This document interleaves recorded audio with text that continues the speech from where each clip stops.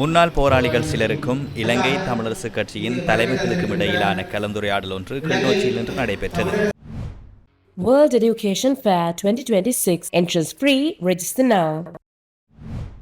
குறித்த கலந்துரையாடலில் இலங்கை தமிழரசு கட்சியின் பதித்தலைவர் CVK சிவஞானம், கட்சியின் பொதுச் செயலாளர் ஜனாதிபதி சட்டத்தரணி MA சுமந்திரன் ஆகியோர் கலந்து கொண்டனர். முன்னாள் போராளிகளை ஒருங்கிணைத்து ஒரு கருத்தொற்றுமையின் அடிப்படையில் நாங்கள் தமிழரசு கட்சியோடு இணைந்து ஆதரவாக செயல்பட விரும்புகிறோம், ஆயத்தமாக இருக்கிறோம். எங்களை ஆதரிக்கின்றவர்கள் அனைவரையும் வரவேற்கின்ற கடமை எங்கள் கட்சிக்கு உண்டு. எங்களுடைய கட்சியிலே வந்து சேருவதற்கு எவருக்கு அதிகூடிய தகுதி இருக்கிறது என்று கேட்டால், தங்களுடைய உயிரையும் துச்சமாக மதித்து தங்களுடைய அவயவங்களையும் தங்களுடைய குடும்பத்தையும் உறவுகளையும் படிப்பையும் எறிந்துவிட்டு இந்த ஒரு இலக்குக்காக தங்கள் அனைத்தையும், தங்களுடைய உயிர் ஆவி உடல் அனைத்தையும் கொடுக்க முன் வந்தவர்களை தவிர வேறெவருக்கும் அதைவிட கூடின தகுதி இல்லை, இருக்க முடியாது. ஆதலால் தான் நீங்களாக முன்வந்து இந்த கட்சியோடு நாங்கள் சேர்ந்து பயணிக்க போகிறோம், அண்ணன் காட்டிய சின்னம் இது, அதனை நாங்கள் பலப்படுத்த போகிறோம் என்று சொன்னபோது நாங்கள் பேருவகை அடைகிறோம், பெரும் மகிழ்ச்சி கொள்கிறோம்.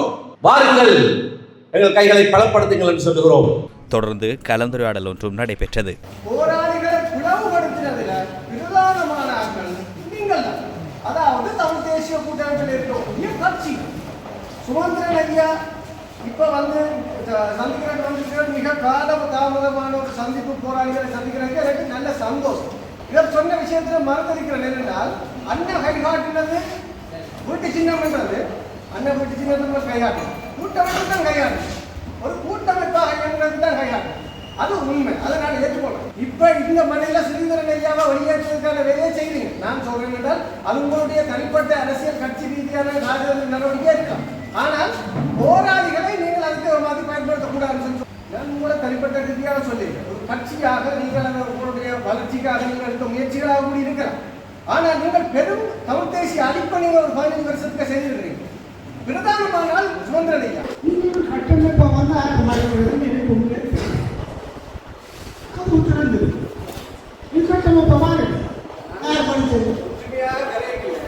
நீங்கள் எங்களை உதறித்தல்லாமல் எங்களை சேர்த்துக்கொள்றீங்க. இப்ப நீங்கள் போராளிகளை உருவாக்க போறோம்னு சொல்றீங்க. இன்றைக்கு நீங்க கட்சியை பலப்படுத்துறதுக்காக இந்த வேலையை செய்வீங்க.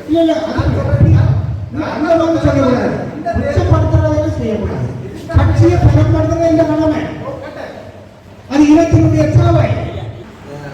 போராளிகளுக்காக கலைஞர்களுக்கு வந்து கொண்டு இடமுறைகளுக்காண்டி அரசியல் நிலைப்பாட்டில் ஏதாவது ஒரு கால